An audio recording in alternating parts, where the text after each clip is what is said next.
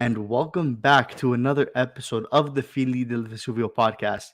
It's your, for tonight, host Carmen. Usually I'd say it's your co host Carmen with my co host Sereno, but Sereno right now is living it up in the Dominican Republic, leaving us behind with, what was it, negative 15 today and like 15 centimeters of snow. So while we're over here freezing, Sereno's over there having nice beers. I mean, I'm having a beer too, but he's having a nice beer on the beach. I'm having it in my living room. So I'm not going to be alone today. I do have a guest. As you know, it's another episode of the Meet the Club. Um, and it's a really special guest today. He's someone that I really do enjoy talking to. He comes to the club, he comes to the meets and all that sort of stuff. But before we introduce him to the show, what I wanted to do is go through a little bit of housekeeping notes. As you know, Sereno and I run the Napoli Club of Toronto, and we do have some housekeeping news. So the first thing is that if you are in the Toronto area, we are starting match meets again. The first one is going to be February 12th versus Inter, and that will be at, I believe, noon at Resto Bar Cafe. You can always find it on our Instagram and stuff. You can see it down below, Napoli Club Toronto on Twitter, and then Napoli Club Toronto on Instagram. So all the match meet things you can find down below in our social media. So just keep an eye on out for that. We've been locked down, unfortunately, again for a month, but now we're finally excited to get back and watch the games together and share that experience. Another thing that I did want to show you that we're honestly kind of proud of that me and Serrano don't really talk about that much, but we want to start promoting it a little bit more, is that we have merchandise for the club. And honestly, a little bit of bias here. The merchandise is pretty cool. And as you can see, I'm wearing one piece right now. It's a champion jacket, but we just came out with a new piece today. It is for Napoli Club Toronto members, and it is a bomber, unisex bomber. And you can see it here. It has Napoli Club Toronto written at the side there with highlights and stuff, has member written on the side. And then the back part here, I'm just going to pull that up for you. The back part is basically the entire club logo. Just pulling that up right now. There it is. So the back part is basically the entire club logo with that cool little pattern at the bottom. So if you are interested in getting any of this stuff, you can find this all at our website, which I'm going to pull up for you right now. You can see napoliclubtoronto.com/shop, or you can just put in Napoli Club Toronto, bring you to the same place. You just go to the shop portion right here. Welcome to our shop, a little greeting, and you have all of our products listed here. All the prices do include taxes and shipping, international shipping, so all across the world. You don't have to worry about any of that. It's already included in the price. Like I said, it's pretty cool stuff. It'd be great if you can get it, and you're not only supporting us, as you can see in the preamble here. A portion of the cost is going to Russell Bar Cafe and other small businesses in Ontario to just give back to the community because it's been a very tough time for them throughout this pandemic. So if you do want to get some gear, if you are interested in this stuff, just hit up napoliclubtoronto.com and get your stuff there. That's done. Housekeeping's done. Sorry to bore you with that. Now, let's get into the meat and potatoes of things. On this show today, of course, Meet the Club Volume 2, we got a very special guest. Like I said, he comes to the club just as often as anyone. I think he's probably the most consistent person who shows up and reps the club. And he's honestly such a good person to talk to about Napoli, but not just about Napoli, about other things, specifically music. And listen, I know if you guys are music heads out there, if you like rock, if you like um, classic rock and stuff like that, this is your guy. Because honestly, he's probably uh, one of the top 10 guitarists that I've heard. He's really, really good. And I suggest you all give him a shout. He's just as good as guitar, and he's just as knowledgeable as about music as he is about Napoli. Please welcome my next guest, Mr. Frank Pila. How are you, buddy? Voglio... Come stai, Aiuto! Carmine? Tutto a posto, tu? Bene, sempre. Good, good, man. Hey, No, welcome to the show. Thanks for having me, man. I'm psyched. Yeah, man, it's gonna be a fun one. Honestly, is there because there hasn't been much about Napoli going on right now. There's not much to talk about. So I thought, you know what? Let's just get in with talking about you. So it's meet the club. So basically, what we want to know is how you became a Napoli fan, how your experiences has changed from being a Napoli fan in the past till now, what the club may have changed for you, and so on. So the floor is yours, Frank. Take it away. Well, the club is dope, by the way. It's an absolute blast. I have such a great time every single weekend getting together. It's just it's just cool. You get a bunch of like-minded guys together to talk soccer, watch games, have some drinks. It's a really good experience. It's awesome. I have so much fun ever since I couldn't do it before pre-pandemic. I think you guys only managed one, two meets before the entire planet shut down. And Yeah, then it was only like 5 maybe, and then because we started in 2019 and then okay, 2020, yeah, it was just like, that's it. yeah, and then no, man. By August this year, I was like, I'm down. I'm 100% in. I'm diving headfirst into this crew, and it's a blast. I love going. That's It's a real that's shame what happened for the last couple months, but we made the most of it. That's for sure. That's good to hear. I'm glad to hear about that. And we got some comments here. Raf Pizzato just coming in to say hi. Thank you, Raf. He's working right now, but you always rewatch later. Sereno from the Dominican, this guy. We miss Oh, you, bro. oh, fellas. Yeah, we miss you. We miss you big. Bring that son back with you. But Please. anyways, so Frank, just give us a little story time. How did you become a Napoli fan?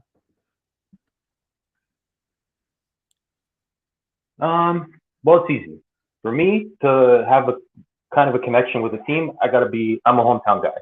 I'm not going to tell you my favorite teams are the freaking Miami Heat, the San Jose Sharks, and New York Yankees. Like my dad's family's from Benevento, my mom's from Caserta. Napoli was the team to just be around and have to support, no question. Yeah, so it's kind of like a natural thing that everyone else has Absolutely, been through. Like, absolutely. yeah, it's kind of the same thing as yeah, it's the classic story. My dad was a Napoli fan, my grandfather was a Napoli fan, so I'm a Napoli fan, sort of thing. And that goes for the most part, for most people I've talked to. But you know what? Funny enough, there's people who are not even remotely Neapolitan or Italian for that matter, who like die hard for this team. And is We're this developing a cult following. Yeah, it's exactly what it is. We've developed a cult following, and honestly, it's really good to see that people with no connection, like for example, I'm a part of a group chat of all the Napoli clubs in the world, and like the places that I've seen that have Napoli clubs, I'm like that doesn't happen. Like there shouldn't be one there, but there is. Why? But there is. There's a Napoli club in Nigeria, which, for obvious reasons, there is a Napoli club in Nigeria. Victor You saw Osimhen, yeah, the masked villain now. The guy's a menace to defenders. But yeah, there's like Napoli. Oh, what was it? There's Napoli Club Cuba. I'm like, Napoli's never had any connections to Cuba, and now there's a Napoli Club Cuba. So it's really cool to see that expansion. Um, but yeah, going back to that classic story of father son, like it's kind of the same story that I had, kind of. I started off actually as I told this last week. Yeah, I started off I as a heard. Milan, I heard. right? Yeah, you heard that. I'm sorry. I'm sorry. I No, started off as but you're right, man. Like City was so hard to watch yeah, back 15, 20 years ago. They're like no one had any choice unless you wanted to watch Milan, Inter, Juve. Like what? yeah. Those are going to be your Italian teams, regardless. Like Mhm. I would watch Inter, see Martins do that front flip after he scored. It was like the coolest thing I ever saw in my life because there's no way you're going to manage to watch an Napoli Yeah. game. It's just not accessible.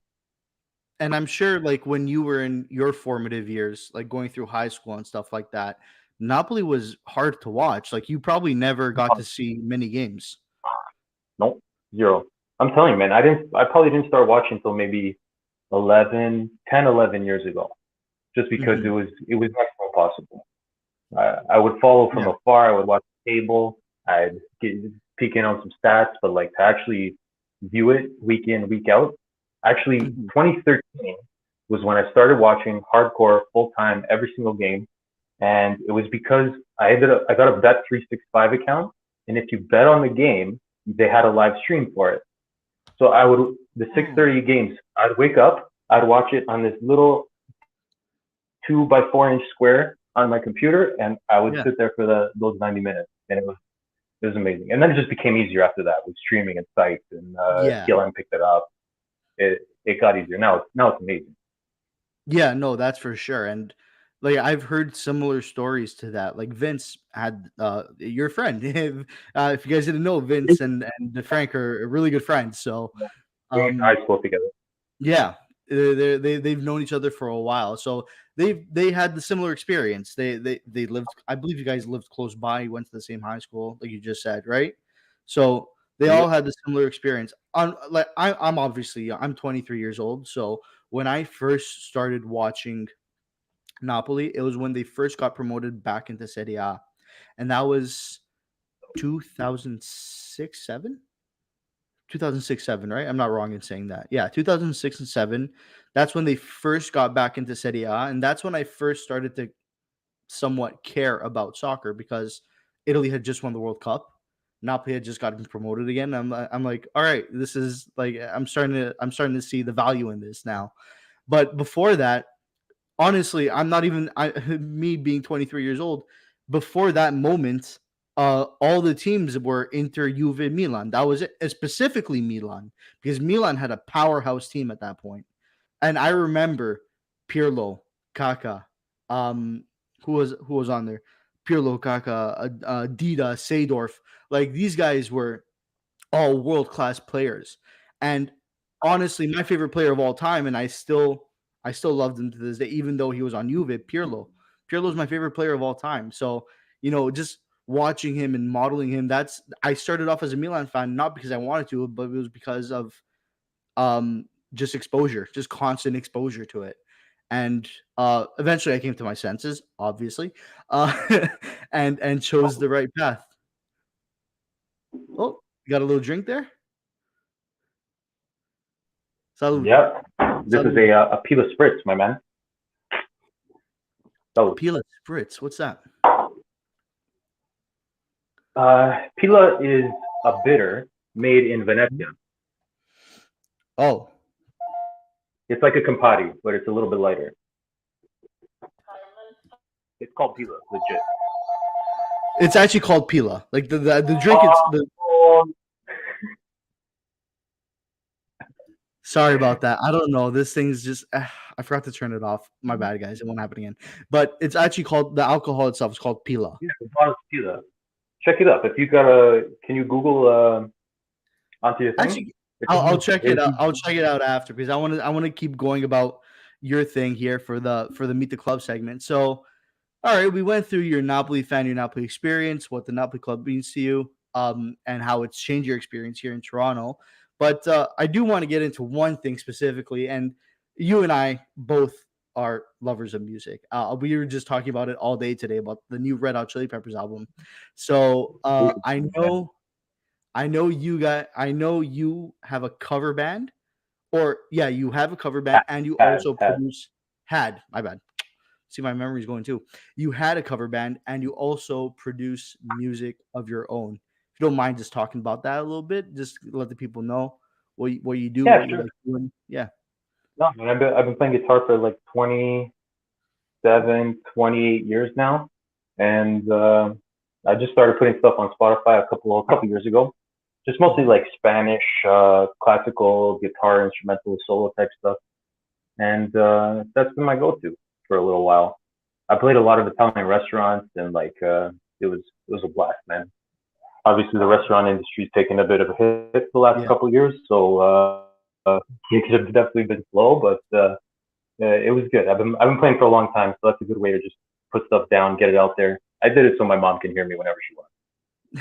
That's good. And if people did want to find look at your music, where could they find that?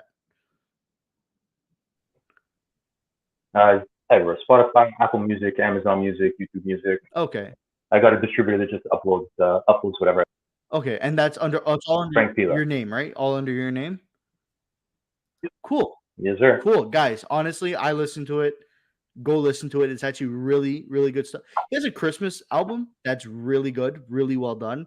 So you know what? Save that when you have Christmas parties, when people come over, throw that on. Give it a little background music. It's honestly really, really well done. But we went through the experience. We talked a little bit about yourself and your Yeah, hobbies. thanks, man. I appreciate it. No problem. Hey, this is what we're doing. So this segment is every two weeks. Yeah, we're on a 2 week schedule. We want to bring somebody out and get them to express their opinions and have their point of view and give them a platform to speak on. Because I know, like, listen, when we're at the club, when we're at the bar, this is basically what happens anyways, right? We watch the game, Exactly. we talk about Napoli, we talk about whatever's going on in the world. We talk about everything basically, and um we just wanted to we thought about, you know what, like these guys often don't have a platform other than that restaurant to say things. So why not bring them to a bigger audience? So that is what we wanted to do and get you guys some more exposure. If you have some things going on, like your music, for example, it's a good way to start to promote yourself and to hopefully get a few more fans on board, even though if maybe one or two, but it's still one or two more listeners a month. So it's really something that we want to promote. And honestly, you guys are just the best. You guys are really cool. You get and all knowledgeable. Every single one in there I is try. knowledgeable. What's that? You cut out a bit. I try. I Yeah. try. Every single one of them is knowledgeable in the club, and we're actually going to get into that now. We've talked about everything but Napoli. So here we go. First thing I want to get out of the way. We're just coming off an international break. Um, Pretty boring for the rest of the world, pretty exciting for Canadians. It's amazing. And you know what, Frank? It's Since absolutely Napoli amazing. didn't have a lot going on right now, let's talk about Team Canada. Let's talk about Team Canada. What a transformation John Herdman has made in the Yeah. last, was it 2, 3 Yep. years? Like insane. Fair enough that he Two had two years, I'd say. 2 years. 2 years, right? I think it was Yeah. 2019, 2018, 2019. Given that he has some of the best players on the planet, i.e., Jonathan David and Alfonso Davies, but still, these guys are just they're a whole different team. They don't look like Canada of past. And I remember watching Canada of past. They were Oh, these horrible. guys, they got some parlay. These guys, that's for sure. Oh man, dude, they that's the one. This is the thing. I was talking about it with who was I talking about it with? I was talking about it with my dad, and it was after the El Salvador game when they just got 9 out of 9 points. My dad goes, we were talking about it, and he goes, "All right, yeah, Canada's doing well, but you know, who have they played? They've played the U.S., they've played Mexico. That's their biggest competition." I'm like, fair enough, but you can Okay. only play whoever's in front of you. Like that's their group. That's who they have to play. And then he goes, okay, let's see what happens when they play Brazil, Argentina, Italy, Portugal. May not even make it, by the way. But let's see what happens if they make the World Cup, what they do then. And I told him this. I said, when Canada, not if, I said when Canada, because they're making the World Cup. When Canada makes the World Cup, when they're going to go up against Brazil, Argentina, Uruguay, I don't know. Let's say Austria, some random team. I don't know who's. Let's say they go up against some European team. Sure, they're technical. They may be better. They look better on the ball. But Canada has one thing, and they do it really well. They they irritate you. They irritate you so much that it throws you off your game just enough for them to take control of it. And that's How they what you managed to be no Davies, no Eustachio, like that was crazy. As soon as we saw what happened to Davies, everyone, I think their heart sank a little bit. Like, okay, yeah. bad reference, but man, I can't believe they pulled that out at 2-0 both games. Like, amazing. Yeah. Clean sheets throughout the window, especially against Oh my the God, US. Orion, Milan was Boy, killing it. Jesus H how much Christ, man, how the much guy would was you on his head.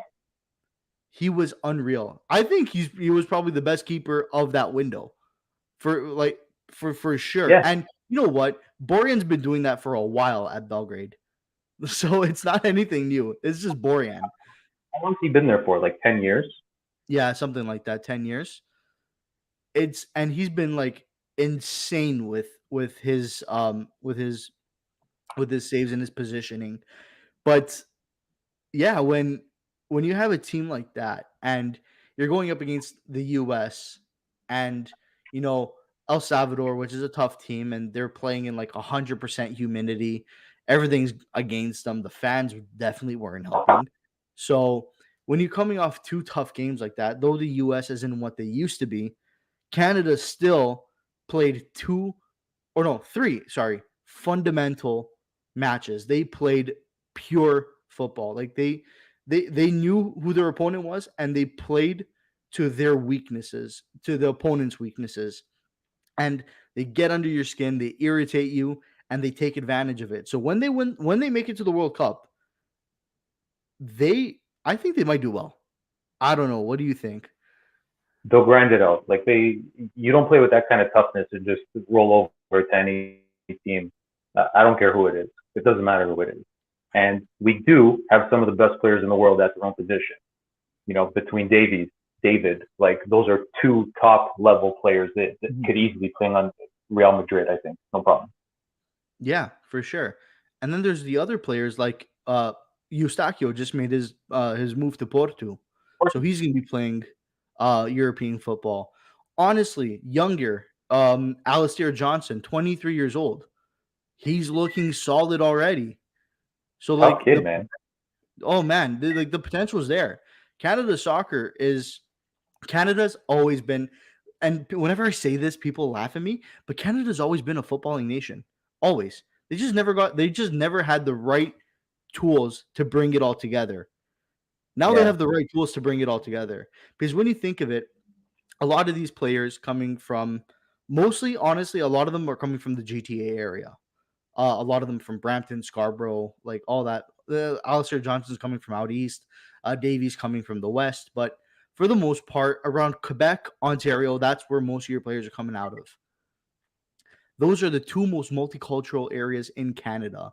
These are sons of immigrants coming in. They grow up with football in their blood already. So it's only natural that they're going to get into that world. And it's eventually we're going to produce some of the top talents. And there has been some very good talent that's come out of Canada. De Guzman, if you want to talk about Napoli, Jonathan De Guzman, great player, solid player. Played in, I think, one of the players that's played the most in all top five leagues. So, like the talent's there, and now they're finally getting that exposure to showcase that talent. And the national team is good enough to keep these guys now. Like the Guzman, no one can blame him for going to play for Holland. Like you have the opportunity to play in a World Cup. There's no way you're going to say I'm just going to grind it out with this Canadian team and play CONCACAF qualifiers. You know, it's not happening. Yeah, no, and that's the thing. It's just simply not going to happen at all. And now that you have that, a lot of kids are going to be looking at this dream team, and kids who probably weren't interested in playing football before are going to be interested in playing football now because they can see the potential in it, and they can see that you do what every other kid does. They find a player and they idolize them, they model them, they want to follow their path. How many kids in Canada right now are watching Davies or David? They want to do that. So it's really good to see. And I see it on a daily basically because I work in the Ontario leagues. So it's really good to see that talent start getting that exposure and to really promote soccer more in Canada. And Tim McAuliffe said it too. He said it best. It was either on a show last week or this week that he hopes that it raises the domestic level to a point where maybe guys don't have to go overseas to play. Maybe MLS is going to raise the standard where rather than going to Europe to play on a second tier English team, you're going to decide to stay in MLS. Mm-hmm. You know, instead of Buchanan going to Belgium, maybe the standard of MLS will get raised where it's on the same level as Belgium. Like we're obviously never going to compete with Italy, Spain, England, no matter what. But if we can raise the domestic level to that type of standard where we can get solid pros, then Mhm. hey man, that'd be great. But Great for the sport. here's the thing, Frank. Now, you probably know what I'm going to bring up right now. Don't you think we're already on that path because of a certain signing to a certain city with a certain team? Yes. Yeah, right? No, you know what? But you know what? The whole designated player situation is totally different. Like it, if you try to explain to any European soccer fan how the designated player role works and how there's a salary cap and how the teams are limited by the fund, like it makes financial fair play look like child's play compared to Yeah, the way the way the salary cap system runs yeah, in North yeah, America. So having those exemptions kind of make a player like Insigne come here and he's going to tear it up. Like this is going to be unbelievable. We're going to see the craziest thing we've ever seen live over the next 5 years with him being there, man. Like, yeah. ah, Honestly, when we're on this topic right now, give us your viewpoint on that transfer. Like Sereno and I talked about it ad nauseum. I want to hear your viewpoint on this transfer mood now. you know what? It was almost like it's like the perfect storm though, because with his contract expiring, out of all this, like I blame his agent more than anybody. For his agent to allow him to sign an extension to expire when you're 31 years old and you're a winger, relying on your speed, relying on your athleticism, and especially in Serie A, the way the forwards are constantly tracking back, defending. Like, I don't know. I think if he stayed at a top team like Napoli, he would have had 1, maybe 2 years of shelf life left. Whereas his contract expiring now, MLS, oh my God, like MLSE gave him a payday. Like the way he had no choice but to accept that offer. We literally Yeah, made an offer he couldn't. yeah, you're right. And I think well, what I said about it was kind of the same thing, especially with his playing time. Like if he were to stay at Napoli or go to any other top team in Europe, he had I'd say 3 years tops left, good years, and then he's gonna start to taper off pretty quickly after that point. So Yep. um I also said about this is that for 10 years, I'm going to reiterate what I said. I'm going to give you the Sparks Note version. For 10 years, um he I heard that ADL and Insigne don't really like each other. And for 10 years, he went to work with his boss hating him and he hated his boss. And he took a pay cut, or he didn't take pay cut, but he was paid less than what I think he was deserved. He caught all the flack because he's a Neapolitan boy, captain of the club. You know, he's held to a higher standard versus the rest. That's why everyone likes Dries Mertens a little bit more rather than Insigne because he's held to that much of a little bit of a higher standard.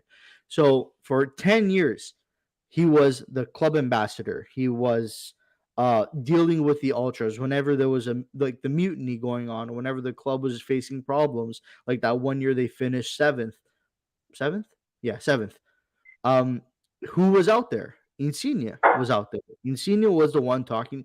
ADL wasn't out there. Ancelotti definitely wasn't out there. Nobody was out there other than Insigne talking to these ultras, getting them to calm down and to get back on board. And he did this consistently, not for 10 years, but he did that consistently for 5 years, at least, minimum. And finally, he gets presented with $11.5 million US, $4 million in bonuses, a house, a car, education for his children and his family. He's given a whole new life. He gets to play in a league where he has no responsibility. He has no stress other than the fact that people are going to want to take pictures all the time when they see him in the middle of the street. Other than the And fact even that, still, that's versus versus over there. Like Javinko yeah, said it time and time again. He's like, I love it here so much because I get to go out. I get to enjoy my. Sure, people recognize me, but they also respect me as a person. Then it's mhm, not like mob warfare. yeah, yeah, exactly. And I remember like when I see athletes all the time. If you're downtown, you're bound to see a couple if you stay there long enough. And for the most part, a lot of Torontonians kind of have this. I don't know. I don't know how to explain it, but it's kind of this like agreed upon idea that we shouldn't really bother them because they're busy too. So we don't really take time out of their day as much as other parts of the world will. But that's not to say like if Insigne when Insigne comes to Toronto and there's Italy like Azzurri fans and Napoli fans that are nearby, they're gonna bust his chops a little bit. But after that point, it's not gonna be bad. It's not gonna be the extent that sometimes what he sees in Napoli, where there's like flocks of people coming in to greet him.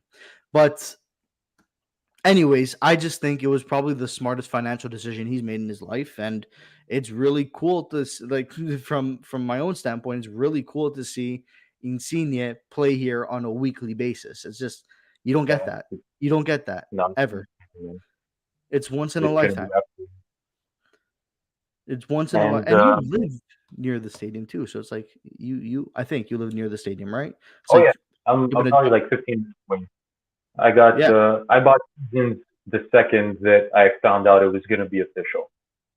yeah, yeah. I Right remember away. that.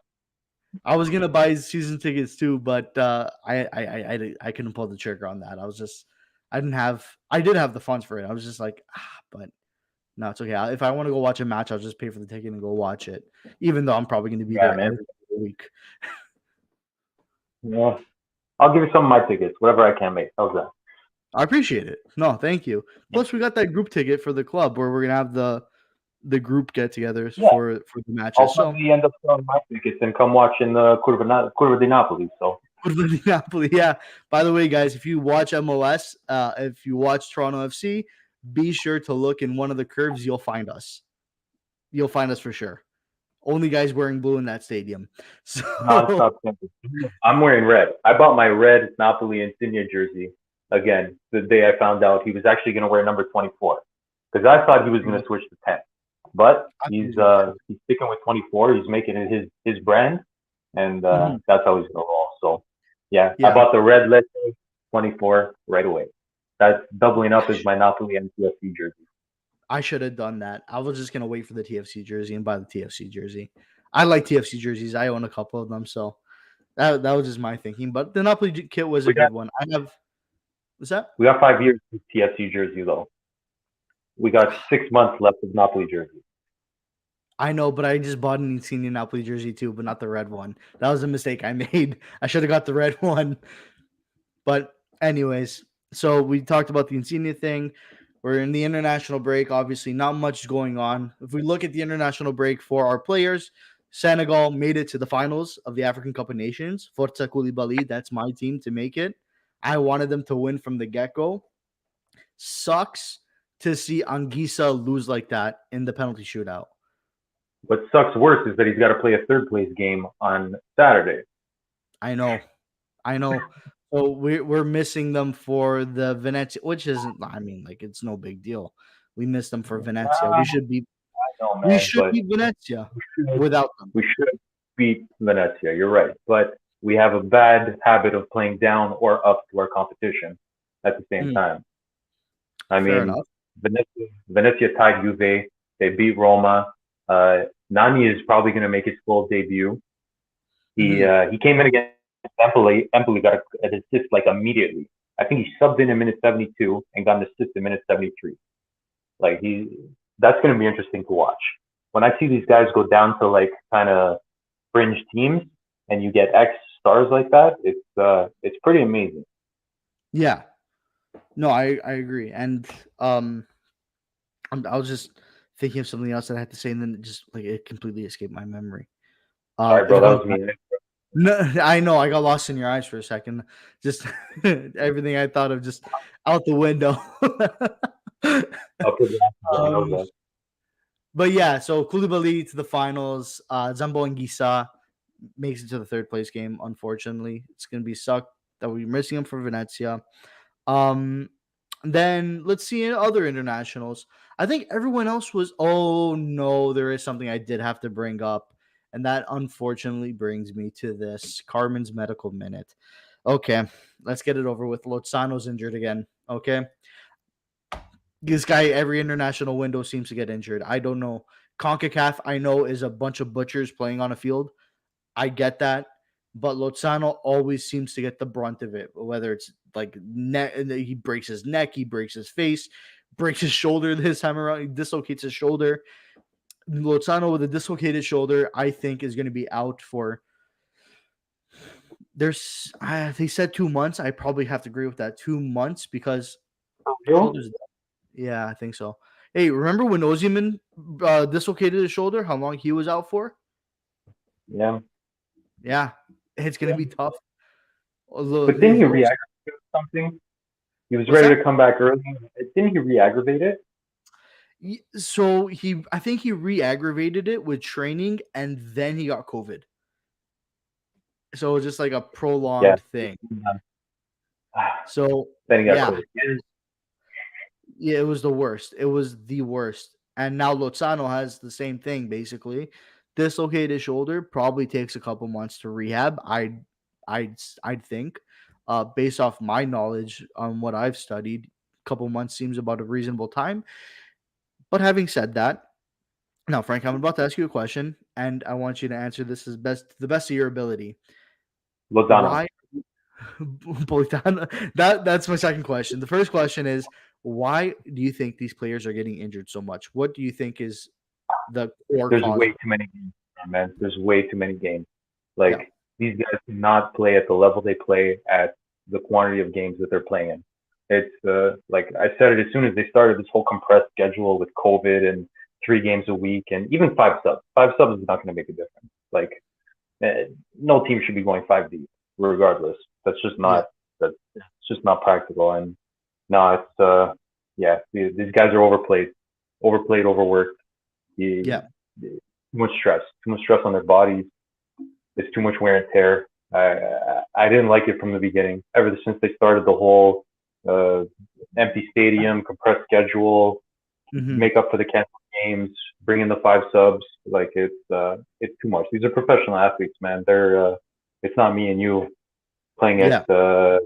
at Downsview Park. Like it's, It's true.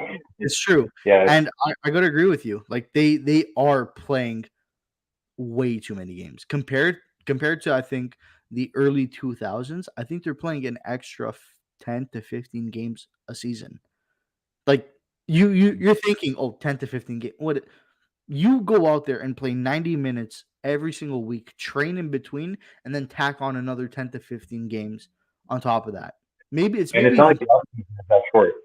It's not like the off season you have 4 or 5 months to recover. Like no, man, you got 6 weeks and you're back. no, not at all. And that's what makes it worse is that it's such a short recovery time and there's not a lot of time in between for, you know, to get these guys right, to get these guys back in game shape form.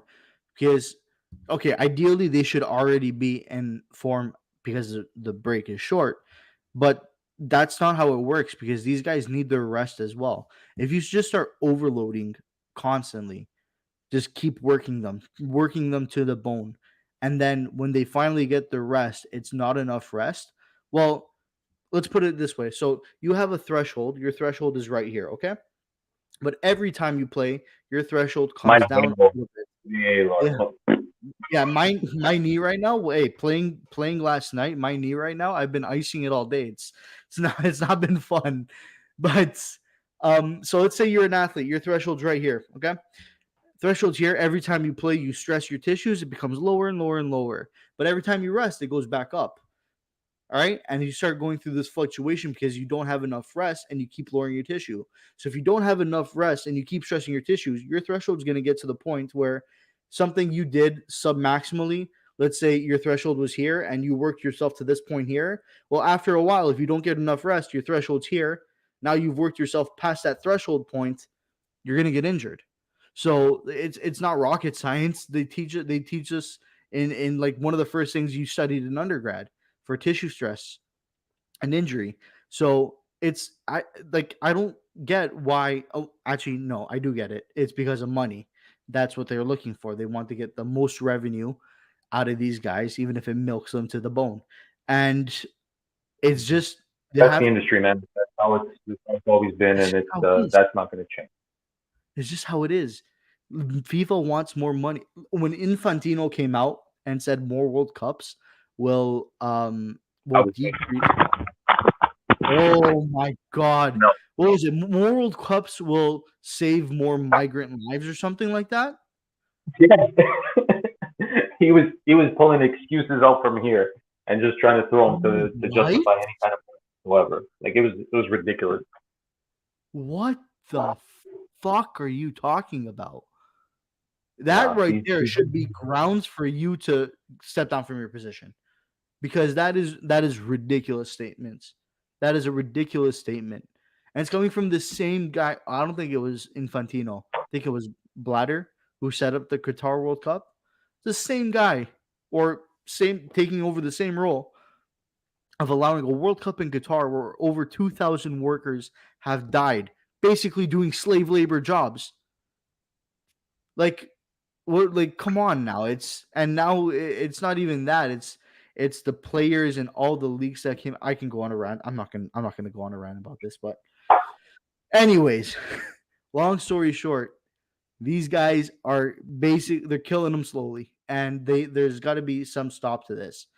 well, On top of the fact that Napoli's medical team isn't the greatest as of right now. But well, we've talked about Bayern like time and time again on how yeah, every player on Bayern Munich manages to work themselves into a friggin' mini Hulk, yep. and there's a reason that they have had far less injuries than everybody else. Hmm. Yeah, no, you're right. Dr. Frederick Broik, he's honestly, he's a genius. Guy's a genius. The way he set up that program, he basically does a thing called micro periodization. I don't want to bore you guys with it. If you want to look into it, you can find it. Just type in micro periodization on Google. But he just progressively loads these guys and as in concordance to how their season's going. So if they have weeks of more rest, they work harder. But if they have a heavy month coming up ahead, they work less. And it basically just keeps them, it keeps the machine rolling. He keeps them in tip top form at all times. Mind you, his methods are grueling. It's very strict. You gotta follow them. Otherwise, I think like you're not gonna make it. They're just gonna kick you off the team, or you're gonna be benched, or like that's it. They're really serious about it there at Bayern, and he really takes it seriously. But that's what you gotta have. Ever since Napoli changed their medical team, I think that's lost. They honestly, I've seen some of the videos that they do. When I saw Anguissa doing those simple bicep curls, and he's like throwing his shoulder into it. Oh I'm my like, god, he's throwing his whole body, I'm like, everything. How he what? didn't tear a lat, I have no idea. Oh my god, he was working calves while doing bicep curls. What? Like this is what they're teaching you at the facility? No, it's not right. And I don't know, something's going on there, but I've always had this opinion that the medical team has to get replaced or go back to what we once were before, go back to the old guys because they did their jobs really well. I remember that Napoli team was very rarely injured before they made that change in 2016 or 17 or something like that. Which one? Sadi's team, and then Okay. before that, even Matsari's team, and those guys were working hard every single game.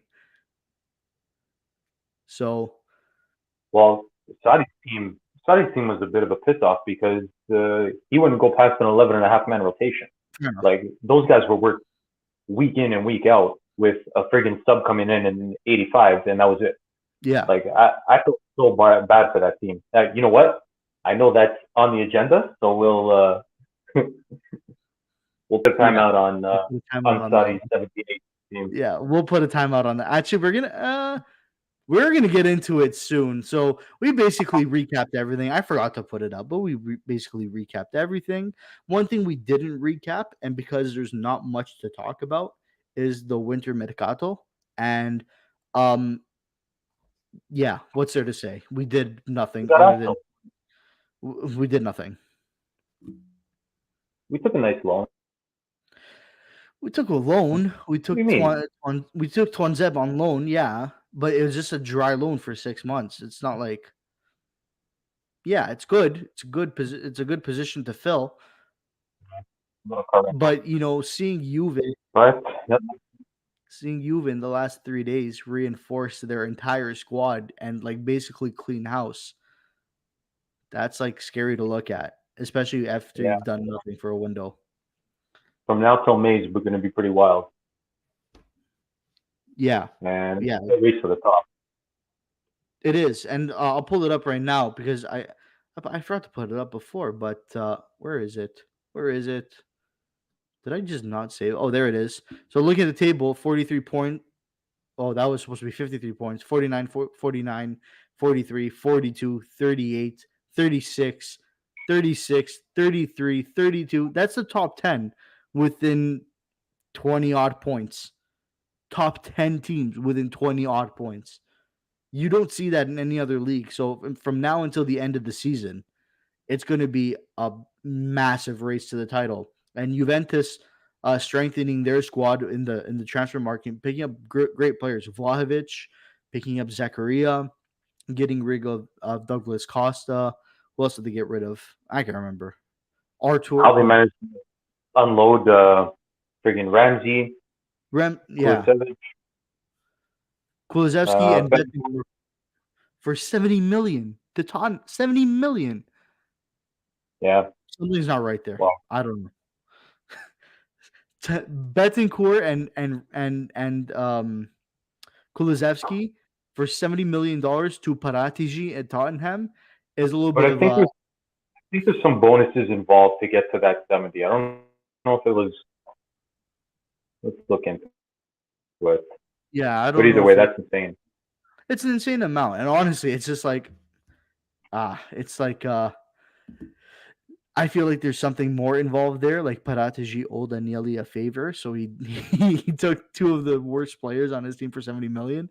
But hey, But you know what? It happens. Like, even if you look at the Osimhen deal, you could say the same thing about everything that happened there with who we sold and managed to how we bought Osimhen for 70 mil, and like we got rid of like Orestes Carnizas. Like, come on. yeah, fair enough.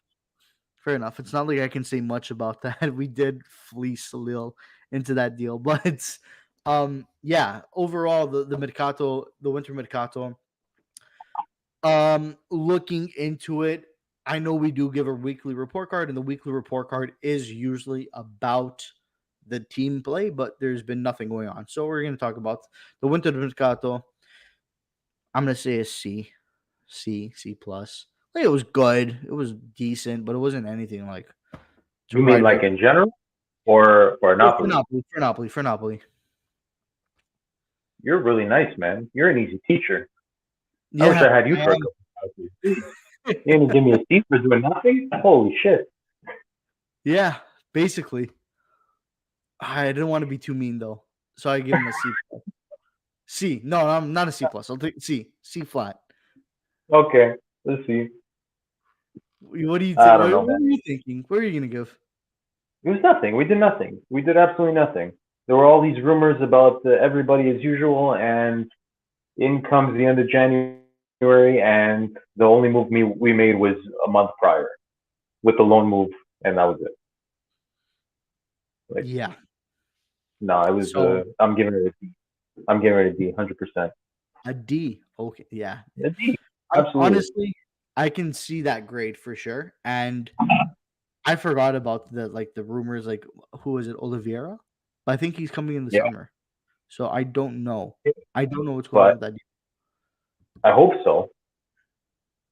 Yeah. We're Like gonna have we're gonna have some big shoes to fill in the summer, man. The summer better be pretty active because we know Fabian's not going to renew.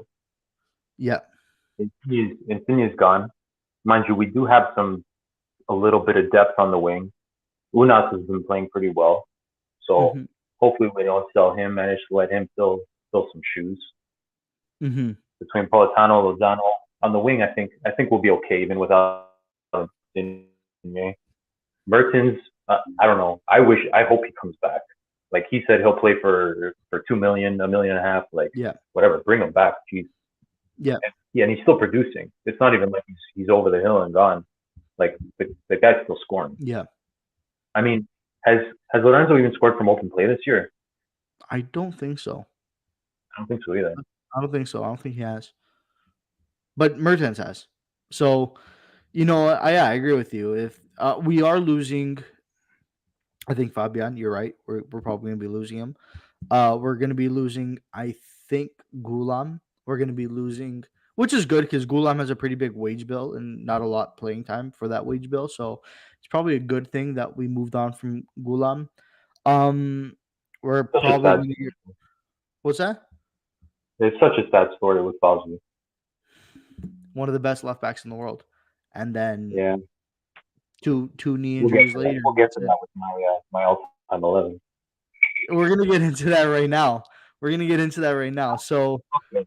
yeah, I was just gonna wrap up the report card thing, saying, yeah, like we had the transfers, we thought we had, people, but at the end of the day, we did get Tuan Zeb, and he's decent. Like he looks okay. I think he's gonna do pretty well in the Serie A because it's probably one of the best leagues to learn how to be a proper defender and how to read the game and learn how to position yourself, learn your positioning, learn phases of play. Because honestly, in England, they don't really have great youth development other than like Chelsea and a couple of other clubs. But the things that you learn in England are vastly different than what you learn in Serie A. England's a much more physical game. It's much more athletic, I guess you can say. A lot more athletic, actually. And you can see it in Twanzebe. He's very athletic. He's a very an athletic guy.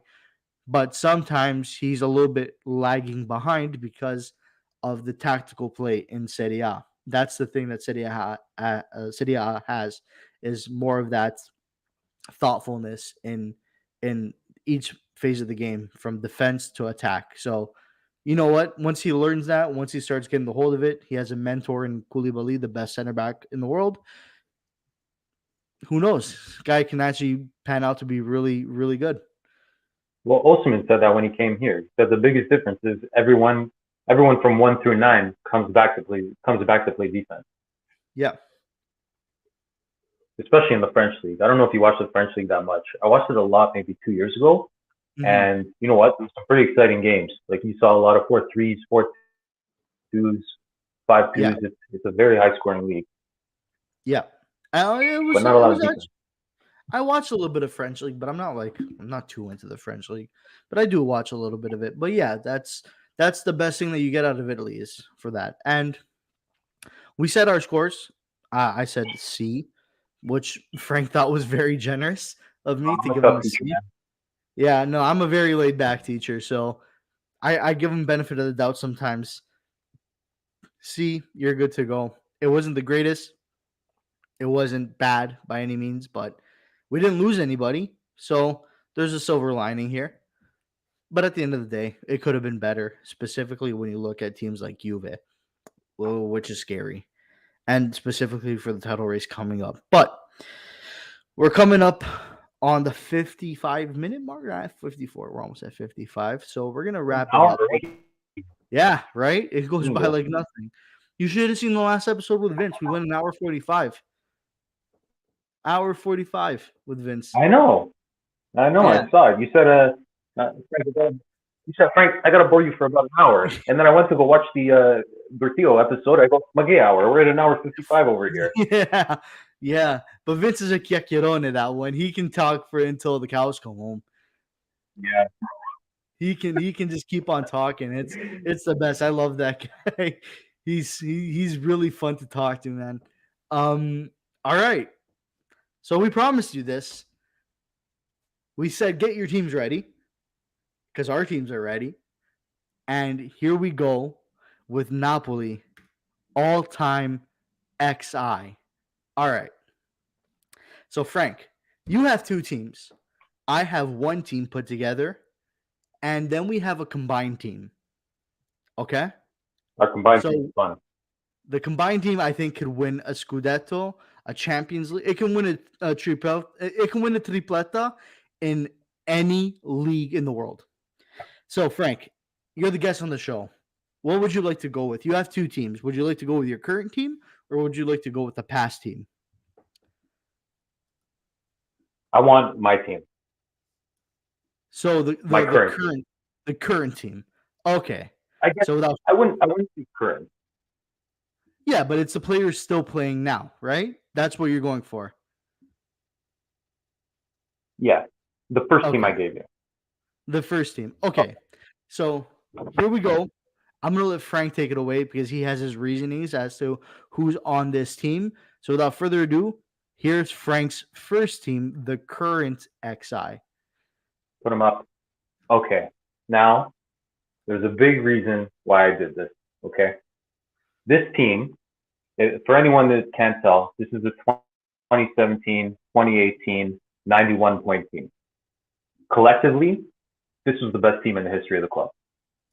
The Mm, only team to have 90 plus points in Serie A history and not win a Scudetto.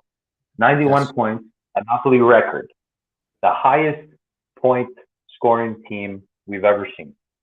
And Okay.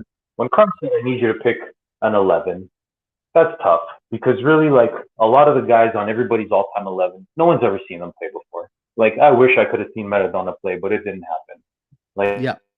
so it's tough for me to just pick guys out based on the history, based on their reputation, based on how well they left the club and how they sit with the club and in current times. So I made a separate team for that. I still have that. But for me, Mhm. this is the Napoli that's etched into my brain. This is the first team I saw live. I went to Napoli ready to watch the Scudetto party, and okay, that didn't happen. Uh, but that was the team.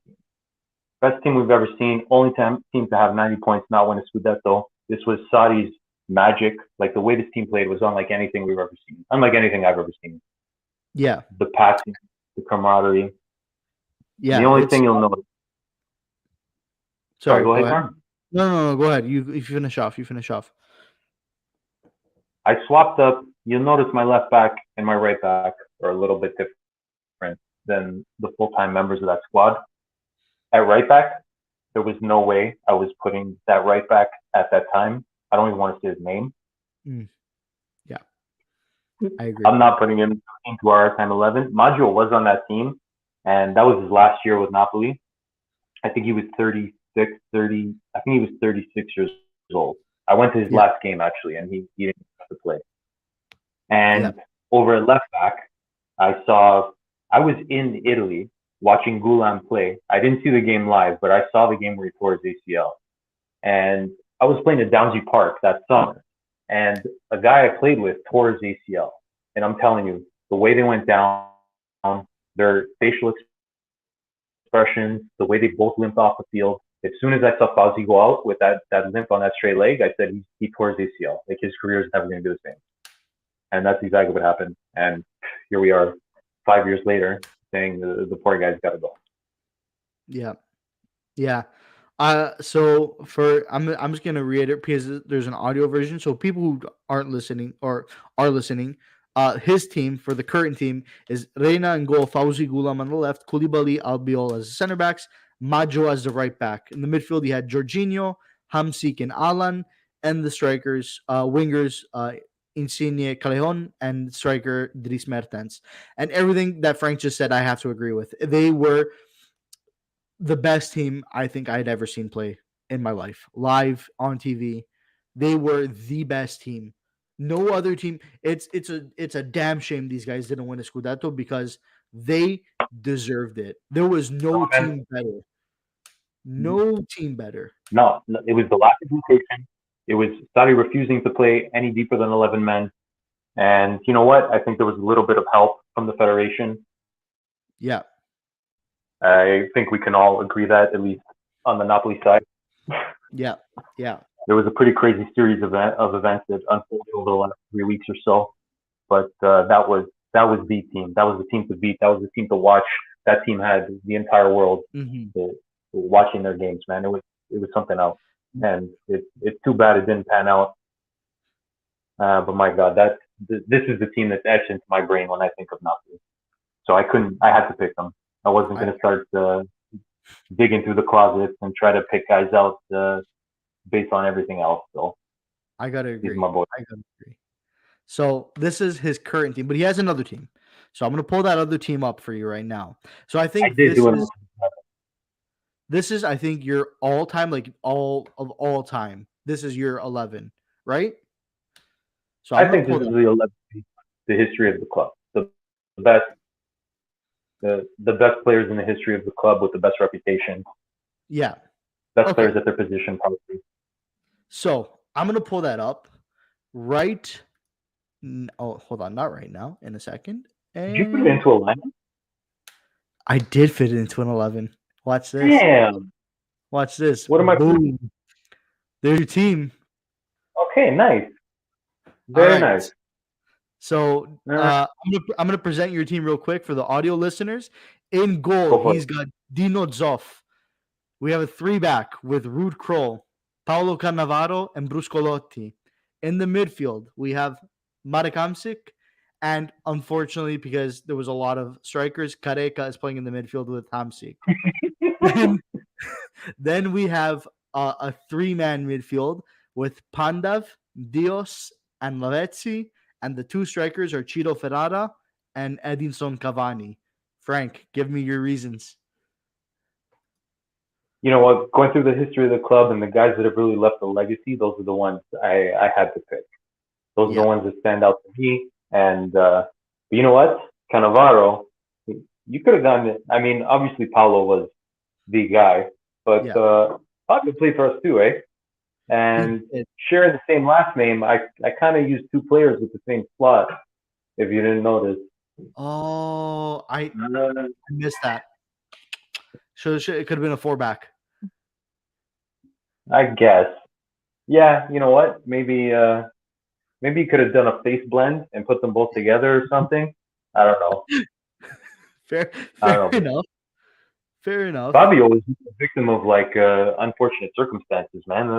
The club was going under, had no choice but to get rid of him, and he ended up being one of the best defenders in the history of the game. Yep. Yeah. No. His situation. I read up on it. This was before I started watching Napoli, of course. But I read up on the situation. It was honestly kind of I think he gave himself up too. He said, "I'll be the one willing to go if it means to save the club." Like I think that's what it had happened. And unfortunately that he did go and became arguably one of the best defenders of all time. Um and yeah, but you know what? That's not to say that Paolo didn't do his job. Paolo did amazing for the club. I remember watching Paolo as a kid, and he was solid. Both of them, both brothers, honestly, cut from the same cloth. They are both solid defenders. I enjoyed watching both play day in and day out. So it's not to And both take away from what's that? both leaders. Yeah, yeah, true captains, true captains. I gotta agree. And then obviously, it goes without saying, Marek Hamsik, of course, Dios, of course. Like you can't those guys, yeah, man. Like you can't when I think of leaders like those, I think of Hamsik, I think of Cannavaro, I think of Cavani. I think of these guys when they're on the pitch. And then of course, what's there else to say about Dios? Dios speaks for himself. He has to be in everyone's all time, not even Napoli team, but everyone's all time team in general. That guy, what he would do with a football was amazing. Like there is no ways to describe his ability, God given natural ability. I think the best footballer of all time, and we were lucky enough to have him on our team and win a Scudetto. Um, so I think do you have a bench for this team? I think that was it, right? That was it. We did our Frank. own special bench. Remember? Oh, that's right. That's the third that's the combined team that we put the okay. Fair enough. So those are Frank's two teams. All right. Now I'm gonna get my team up here. And like I said before, you're gonna either hate me or you're gonna love me for this team. I think you will hate me. And it's not because of the team as a whole, but it's a specific portion of this team that you guys may despise me for. and I'm kind of hesitant to pull up this team now because of it. Because you know what? Let's just rip off this bandit. Let's just rip it off because when I pull this team up, I'm gonna have to justify. I'm gonna have to justify this position, and here's my all-time here's my all-time 11, and I know there's one face that you see already that is not going to sit well with a lot of you. So my all-time 11 in goal, I have Dino Zoff. I did change it up. The original one I had Reina, but then I forgot Dino Zoff played for us, so I put him in. Dino Zoff. Left back, Ruud Krol. Center back, Koulibaly and Paulo Cannavaro. My right back is Maggio. My midfield consists of Jorginho, Hamsik, Alan. Arguably, to me, that was the best midfield we'd ever seen in our lifetime. In my lifetime, I think that was probably the best midfield Napoli has had. I'm including the Maradona era. And I think that's just bias, but I think that's just for me to say that they were probably the best midfield. Of course, Dios is the center attacking mid. Of course, Cavani as a striker, and then of course Higuain as a striker. Guys, don't kill me, okay? Let me explain my reasoning. Higuain broke the goal scoring record. You got real quiet before the end. What happened? I didn't want to say his name. That's all it came down to. It tastes like vinegar every time I say it. But I have to swallow my pride. Last time. I have to swallow my pride, man. Like, I just have to say it objectively that Higuain. This is so. Higuain was probably one of the best strikers of all time that we had. I know I'm gonna get slaughtered for whenever somebody hears this, but you don't break the goal scoring record. Score 36 goals. Score 36 goals in a season. He scored 90. What did he score? I have the stats here. He scored 91 goals in 146 games with 26 assists. Higuain was the prima punta for that team. Higuain was a phenomenal striker when he played for Napoli. And I'm sorry that I have to bring him into this team. I know people are going to say Ciro Ferrara deserves this position. Maybe Careca deserves this position.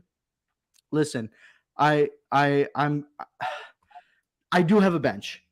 I do have a bench for this team, and this bench is, I'll say it right now. Just pulling it up. Here's my bench for this team. My bench consists of Lorenzo Insigne, Dries Mertens, Careca, Ruud Krol. This one's a funny one. You might laugh at me for this one. Juan Zuniga and Alemão. That's my bench for this all-time 11. And I thought, for justification, because of what Higuain did, breaking the goal record that stood for 54 or 56 years, scoring 91 goals in 140 odd games. I thought since Cavani, he was probably our best striker and probably will be one of our best strikers of all time. And I had to include him in the team. Objectively speaking, I hate him as a person. Don't get this wrong. I think you're insane. I hate him as a person, but that's just my reasoning. So that is my all-time XI. Vince is in the chat. He says Ciro Ferrara over Paulo Cannavaro. Hey. Two different players. Vince, I'm going to put Fabio Cannavaro, eh? All I said was Cannavaro. Fair enough. He did say that was my fault. And Carm, can you? Sorry to interrupt. There we go. No problem. Yeah, I didn't want to. I didn't know what he meant by Cannavaro. I thought he meant Paolo Cannavaro because that's where I was thinking. I think Vince is muted here. When he figures out his audio, he'll come back. But I thought he meant Paolo Cannavaro. It was actually both Cannavaro. So Fabio and Paolo were supposed to be included into his team. Even Albiol is better than Paolo. Also, Bruce Colotti is one of our greats at right back and 500 plus appearances. Yeah, Bruce Colotti was he probably was one of the greats. I'll be honest with you, I've never watched him play, and I simply just don't have that connection to Bruce Colotti as much as I do Maggio, to be honest with you. Even with even with all the other right backs that we've had throughout our history. But yeah, probably. I don't know why I put Juan Zuniga. Now that I'm thinking about it, I put Juan Zuniga before I put Bruce Colotti. That's a mistake on my end. But then again, you're talking to the same guy who put Higuain in his all-time XI. So listen, is it a bad take? Maybe. You tell me if it's a bad take. But is this all time or just our life? It is all time, but my life takes a lot of bias in this. So yeah, I guess. I guess it is all time though. Honestly, I think out of all times, Frank's team has the best of the all times. Mine was a little bit more biased towards my lifetime and who I witnessed play, but I can't deny the fact that, like I said, I'm going to justify my position again. Higuain was probably one of the best strikers that we've had in a while. So kill me. I don't know. Put me up on a cross. But yeah, Frank, you figured out the audio yet? Not yet, eh? I was gonna do the best Napoli XI, the combined team. Oh, whatever. It's So just to recap on those positions, while Frank gets his mic working again, his original current XI consisted of Insigne, Mertens, Caleon, Hamsik, Jorginho, Alan, and then Gulam, Koulibaly, Albiol, Maggio, Reina. That was his current team, and then he had another team, which he brought up, and I'm gonna bring that up right now. Maybe not. Maybe I'm not gonna bring that up right now. His other team consisted of Rude Cruel, both Cannavaros, Bruscolotti. Then we had in the midfield Hamsi Kareka, and then Pandev. Pandev. His current team was Sadi's Napoli, and that's exactly what it is. His current team was Sadi's Napoli, and he explained why. He said it was the best team that never won a Scudetto. It was the best team in Europe at that time, in his opinion. I agree with that. I think it was the best team in Europe at that time. One of the best teams in Europe at that time, mind you. Yeah, like thinking of Napoli, thinking of that Napoli style of play, you think of Sadi's 16-17 squad. The only person that didn't feature as much in that squad was Maggio, but he was a part of the squad regardless. So put Maggio in instead of he who shall not be named. Oh, I think you got his audio. Like test 1 2, Mike There we test go. 1 2. There we go. We're back. Oh, Maron. Yeah, look at this. Thanks, bro. Figures. Look what Vince Jesus says here. Christ. Figures the musician can't get audio.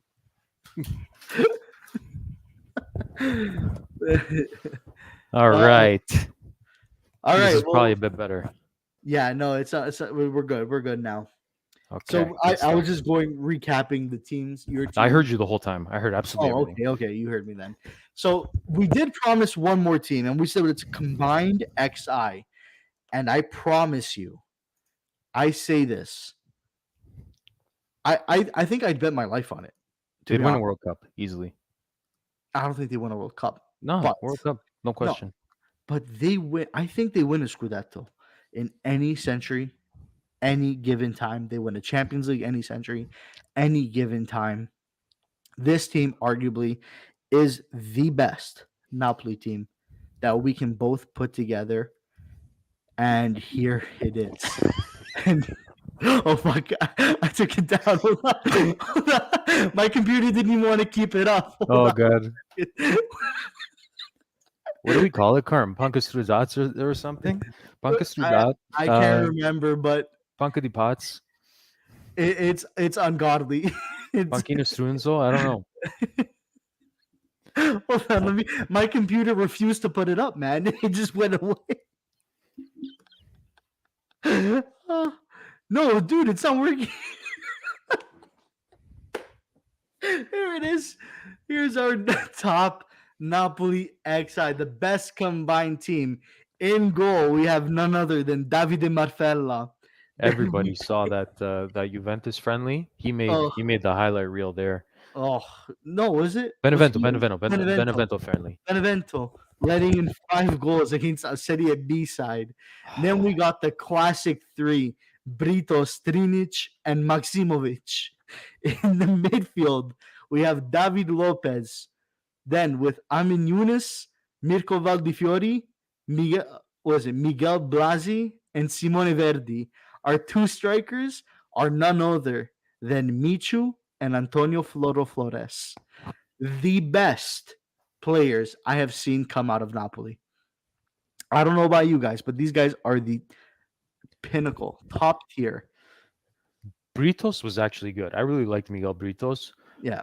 but the way he went out when he headbutted Morata, that was fantastic. That was the best thing I ever saw in my life. He Honest- makes captain of the Buckus Cruzats, no question. No question. he is the captain. Honestly, out of this entire lineup, Britos probably is the best player out of anyone here. And I listen, nightmares. I still have nightmares about Blasi, Valdifiori, Simone Verdi, Michu. Like these guys, I just have agita thinking about them right now. Valdifiori, I had high expectations for him too. Like Me Sadi too. brought him over. I thought he was gonna kind of fit into this what eventually became Jorginho, and it nope, Yeah, did just not plan out. He wore number 6 too, like the our blessed Ruidona. maybe he could have been included in this team too. No, I'm harsh on him. Rui's actually not too bad, but not too good either. That's the thing.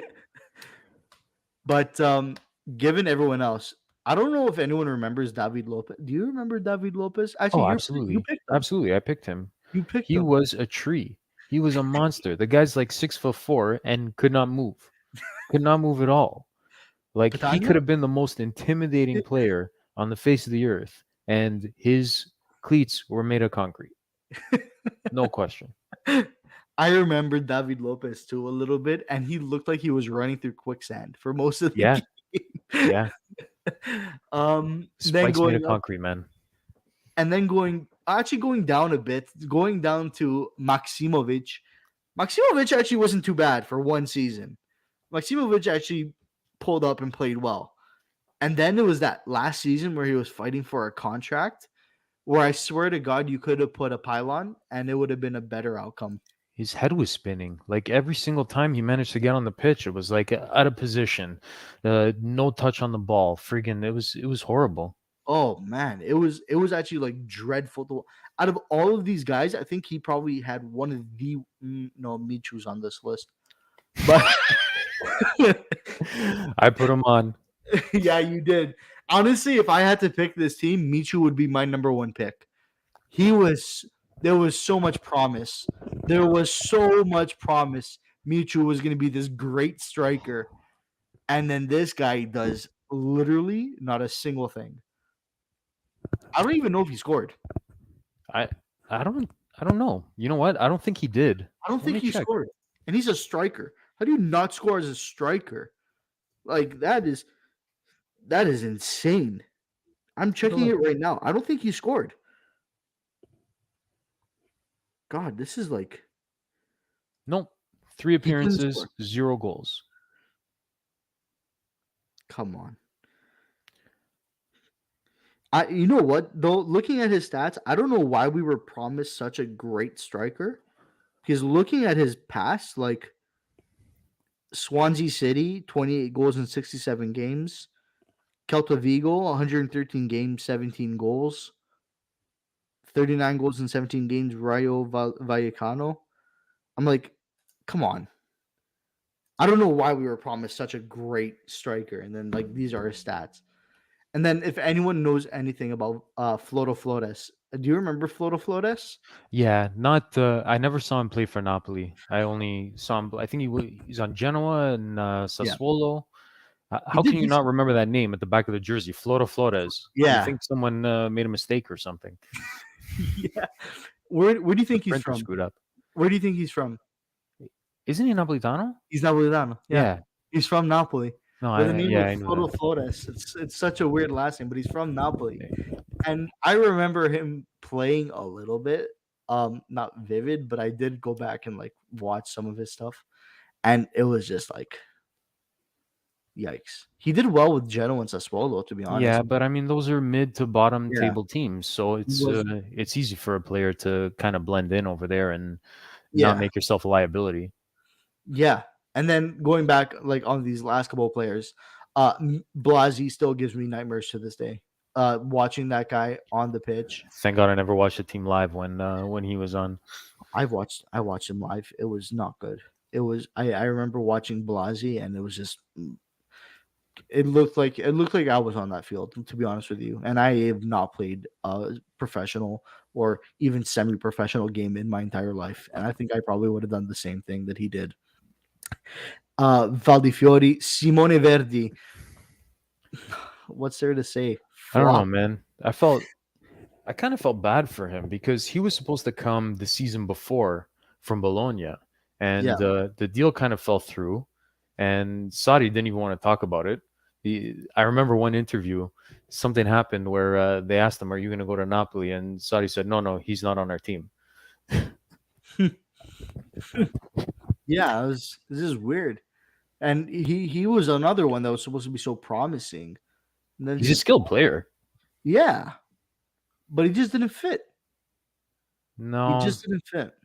It's unfortunate that he's with amongst these guys, but he is. He just didn't really do much of anything. Amin And Younes. I mean, that was the most dramatic signing of the last 5 years for some reason. I don't know why. It was like a €5 million purchase, and it was like, is he coming? Is he not coming? Oh, he's coming, but he's staying. Oh, he's coming, but he's gonna get loaned out. Oh shit, we bought him, but he doesn't want to play for us. Like yeah, it was a nightmare. yeah, And the limited minutes he got, he actually like he was okay. He wasn't bad when he actually managed to see the pitch. But I don't know. It was just like such a sideshow going on. yeah. His characteristic and everything that went on in the background for this was just I didn't really like him too much. I always preferred Unas over him. Um but like you said, he wasn't too bad when he was on the pitch. Like he created some chances. He scored some goals. He wasn't the worst player. There's definitely worse players that we didn't put on there. But just basically on what we remember and for jokes too, we threw some of these guys on a team and created, I think, the best Napoli all-time XI that we could think of. But yeah, guys, let us know if you agree, disagree. Not on this team. We don't care. This team's just like for fun, just for jokes. But hey, go ahead. If you think of any other worse players, hit us up. Hit us up on Twitter. Hit us up right now in the chat. Whatever. But with that being said, that brings us to the end of our episode. I want to thank you guys all in the chat for coming out, watching this live with us, getting to meet Frank. I want to thank Frank for joining me here today, keeping me company while Serrano isn't here. Thanks for coming on. It was great to talk to you again, and I can't wait to see you. See you next week, man. I won't be there next week. I work next week. Yeah. What? Yeah. Oh, Yeah. Unfortunately, that's a big game. I know, and I'm missing it because I got to work, but there's not much I can do about it. I can only control so much. But once again, Frank, thanks for coming on. All right, Thanks my for man. talking with me for an hour and a half. Once again, plug in your social media, your music. Where can they find you at? Frank Pila, Pila6 on Instagram, Mr. Strat on Twitter. Twitter is not so much for my music, as I'm sure you're well aware. Follow him anyways. Who cares?